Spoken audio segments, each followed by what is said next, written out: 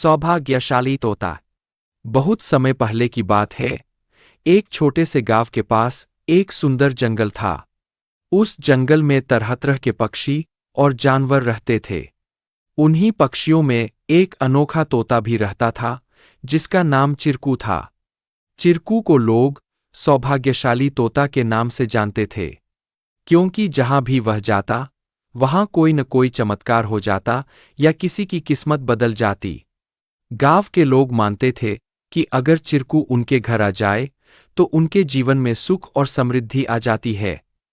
चिरकू हमेशा खुश रहता और अपनी मधुर आवाज में गाने गाता। लोग उसे फल और अनाज खिलाते और उसकी भलाई की कामना करते थे। चिरकू भी गांव के लोगों से बहुत प्यार करता था और जहां भी जाता, खुशियां बांटता। एक दिन गांव में एक गरीब किसान, जिसका नाम रघु था, बहुत परेशान था।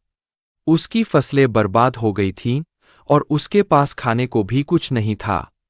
वह दिन-रात मेहनत करता, लेकिन किस्मत उसका साथ नहीं दे रही थी।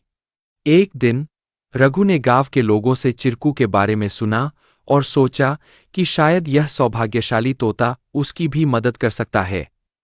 रघु ने तय किया कि वह चिरकू से मिलकर अपनी किस्मत बदलने की विनती करेगा। अगले दिन वह जंगल की ओर चल पड़ा और चिरकू को खोजने लगा। बहुत ढूंढने के बाद उसे चिरकू एक पेड़ की डाल पर बैठे हुए मिला। रघु ने बड़े ही आदर के साथ कहा। चिरकू ने रघु की बातें ध्यान से सुनी और उसकी आंखों में दया उमड़ आई। चिरकू ने अपनी चोंच में एक छोटी सी चमकती हुई पत्ती उठाई और रघु को देते हुए कहा, यह जादुई पत्ती है। इसे अपनी जेब में रख लो और जब तुम अपने खेत में काम करने जाओ तो यह पत्ती तुम्हारी किस्मत बदल देगी। रघु ने धन्यवाद कहा और वह पत्ती लेकर अपने घर लौट आया।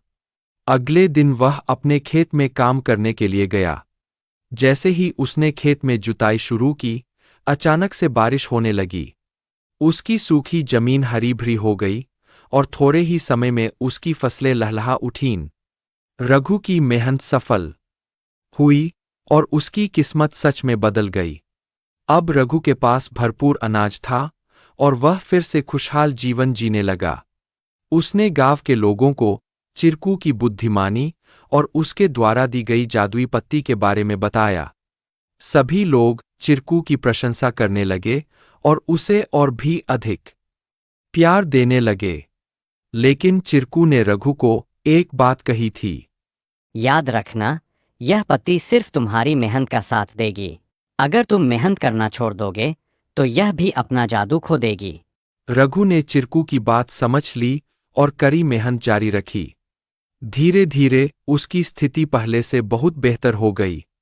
वह गांव के सबसे सफल किसानों में से एक बन गया, लेकिन उसने कभी यह नहीं भूला कि उसकी सफलता में चिरकू और उसकी मेहनत का कितना बड़ा हाथ था। कहानी से सीख।